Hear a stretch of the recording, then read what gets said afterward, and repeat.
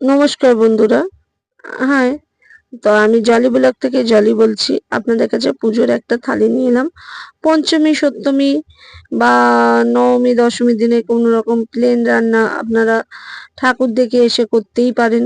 খুব সুন্দর একটা রেসিপি আপনাদের কাছে নিয়ে এলাম। আপনাদের চেনাই রেসিপি, তবুও আমি আপনাদেরকে দেখাচ্ছি। তো আপনাদের কাছে নিয়ে এলাম। দেখুন, গোল গোল করে আলু কেটে নিয়েছি, আর পটলও আমি একটা পটলকে দুভাগ করে কেটে নিয়ে ভাজতে দিয়ে দিয়েছি নুন হলুদ মাখিয়ে। আর পটলগুলো ভাজা হয়ে যেতে আমি আলুগুলোও ভাজতে দিয়ে দিয়েছি। তো আমি যতটা পেরেছি ততটাই আমি আপনাদের কাছে দেখালাম। এখানে 200 গ্রাম চিংড়ি মাছ আছে, ভালো করে ধুয়ে কালো সুতো বের করে নুন হলুদ মাখিয়ে নিচ্ছি আমি। ততক্ষণ কিন্তু আমার ভাজাগুলো, আমি আলু ভাজাটা আস্তে করে নাবিয়ে নিয়ে, দেখুন ওই আলু ভাজা পটল ভাজা আমার হয়ে গেছে, নুন হলুদও মাখানো হয়ে গেছে। ওই ভাজার তেলেতেই আমি চিংড়ি মাছটা তুলে দিচ্ছি। তো খুব সুন্দর দুটো রেসিপি আপনাদের কাছে নিয়ে এলাম। আলু ভাজা পটল ভাজা নর্মালি বাড়িতে সবাই বানায়। তো এরকম ভেন্ডি চিংড়ি অনেকে হয়তো বানায়, অনেকে বানায় না। তো আমি আমার পদ্ধতিতে যেরকম বানাই সেরকমই আমি আপনাদেরকে দেখাচ্ছি। দেখুন, আমার চিংড়ি মাছটা ভাজা হয়ে গেছে। চিংড়ি মাছটা আমি নামিয়ে নিচ্ছি। ওই কড়াইতে, ওই তেলের মধ্যে আমি এবারে ভালো করে পেঁয়াজ, বড় সাইজের দুটো পেঁয়াজ আর একটা টমেটোর দানা বের করে আমি এটা ভেজে নিচ্ছি। তো এই ভেন্ডিতে কোনো রকম বেশি মশলা দেওয়া হয় না। খুব কম মশলা দিয়ে, খুব কম উপকরণ দিয়ে, খুব কম টাইম ধরে এই রান্নাটা হয়। একটু ঢাকনা বন্ধ করে করে করতে হয়, ধৈর্য ধরে। তো তবুও ঢাকনা বন্ধ করে গ্যাসে যদি আপনি করেন, এই রান্নাটা 10 থেকে 12 মিনিটের মধ্যে হয়ে যায়, বেশিক্ষণ লাগে না। তো দেখুন, পেঁয়াজগুলোকে আমি ভেঙে নিচ্ছি। ভেঙে নিয়ে পেঁয়াজগুলোকে হালকা হালকা ভেজে নেব। এখানে আমি কোনো নুন হলুদ কিছু দিইনি, এটা শুধুই আমি হালকা করে ভেজে নেব। দেখুন, ভাজা ভাজা হয়ে গেছে, হালকা পেঁয়াজের কালার চলে এসছে। তখন কিন্তু আমি কেটে রাখা ভেন্ডিগুলোকে দিয়ে দিচ্ছি। দেখুন, ভেন্ডিগুলোকে আমি এইভাবে কেটেছি। তো ভেন্ডিগুলোকে আমি কড়াইতে দিয়ে দিলাম। কড়াইতে দিয়ে ভালো মতন নাড়াচাড়া করে নেব। 3 থেকে 4 মিনিট ভালো করে নাড়াচাড়া করে নেবার পরে আবার আমি এর মধ্যে লঙ্কা গুঁড়ো 1 চামচ দিলাম। আমার ঝাল অনুযায়ী মতোই আমি দেবো, তা আপনারা আপনাদের মতো দেবেন। এখানে আমি অল্প করে হলুদ দিয়ে দিলাম, যেহেতু চিংড়ি মাছে হলুদ দিয়ে তেল দিয়ে ভেজেছিলাম বলে ওই তেলের মধ্যেই হলুদ আছে বলে অল্প করে দিলাম। আর নুন আমি আন্দাজ মতো দিয়ে দিলাম। দিয়ে এই ভেন্ডিটাকে আমি ভালো করে নাড়াচাড়া করে নিচ্ছি।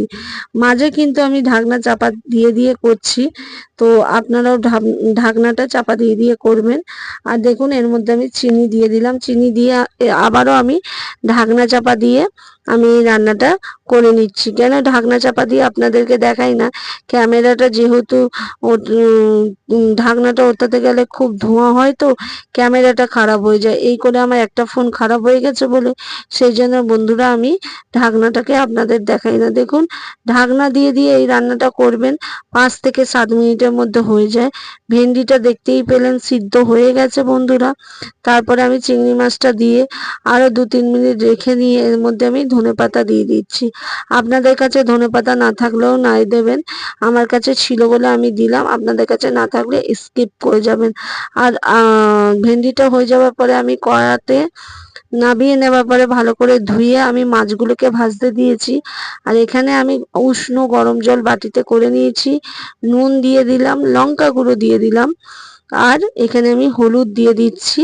আর এই যে সর্ষের পোস্তর পেস্টটা আমাদের এখানে পাওয়া যায়, তো এইটা দিয়েই আমি রান্নাটা করি। তো এই রান্নাটা এই শস্য পোস্ত দিয়ে খুব সুন্দর হয়। তো আমি এটা দিয়ে দিলাম। দিয়ে এতে একটু চিনি দিয়ে আমি ভালো করে নাড়াচাড়া করে নেব। মশলাটা ভালো করে নাড়াচাড়া করে নিলাম, দেখতেই পেলেন। আর কড়াইতে আমি মাছ যেহেতু বসিয়েছি, দিচ্ছি একে একে করে। এক পিঠ হয়ে গেছে, আর এক ব্যাচ হয়ে গেছে মাছ, আর এক ব্যাচ দিলাম। এখানে দেখুন পুরো মাছটা আমার হয়ে গেছে। এখানে মাছ আছে টোটাল 600 গ্রাম, 8 পিস মাছ আছে। দাগা পেটি মিলিয়ে। আর এখানে দেখুন আমি কালো জিরে ওই মাছ ভাজার তেলেতেই দিয়ে দিলাম, আর একটা টমেটোরে দানা বের করে কুচি করে আমি এই টমেটোটা দিয়ে দিলাম। এখানে আমি নুন হলুদ কিছুই দেবো না, খালি টমেটোটাকে ভাজবো।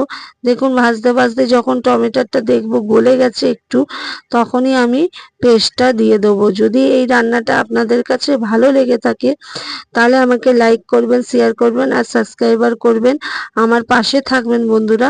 আরও নতুন নতুন রান্না আমি আপনাদের কাছে নিয়ে আসবো। আপনাদের যা রান্নার বলবেন আমাকে কমেন্টে বলবেন, আমি আপনাদেরকে করে দেখাবো।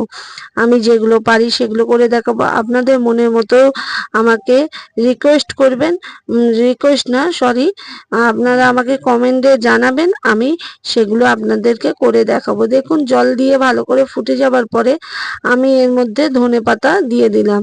ধনেপাতা দিয়ে ভালো করে আরও নাড়াচাড়া করে আপনাদের ওই মাছ আমি দিয়ে দেবো। তো আপনারাও ঠাকুর ঠাকুর দেখে আসার পরে শরীর তো অনেকের দেয় না, তো সেরকমই আমি ঘরে কিছু মশলা কম উপকরণ দিয়ে, বাইরে অনেক কিছু বাইরে খাওয়া দাওয়া হয়, তো সেই কারণে কম খরচের মধ্যে মানে কম টাইমের মধ্যে আপনারা এই রান্নাটা করে নিতে পারেন। আমার পুরো থালিটা আমি সাজিয়ে নিয়েছি। তো দেখুন এখানে ভেন্ডি চিংড়ি আছে, এখানে একটা ডাঁটা দিয়ে কুমড়ো দিয়ে উচ্ছে দিয়ে চচ্চড়ি করেছিলাম সেটা আছে, শসা আছে, পেঁয়াজ আছে, টমেটো আছে, আলু ভাজা, পটল ভাজা, পেঁপের চাটনি, ডাল আর মাছের ঝাল।